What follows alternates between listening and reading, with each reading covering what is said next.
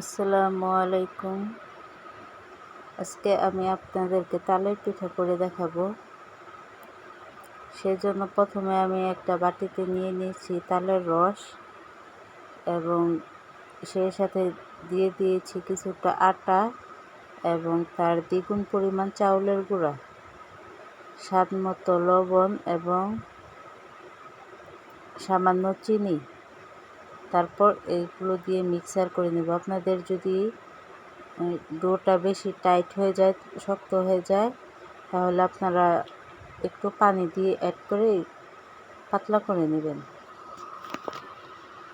তারপর আমি এখানে কড়াইতে তেল দিয়ে চুলোর উপরে বসিয়ে দিয়েছি।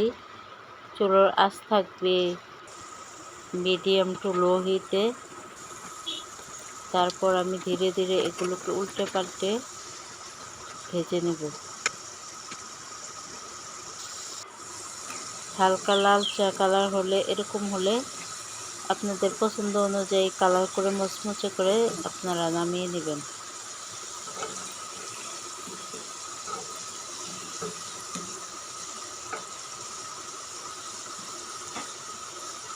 আপনারা প্লিজ আমার চ্যানেলটি সাবস্ক্রাইব করে পাশে থাকবেন।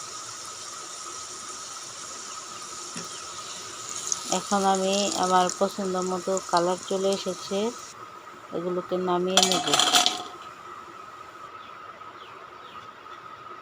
দেখুন কতটা মচমচে হয়েছে।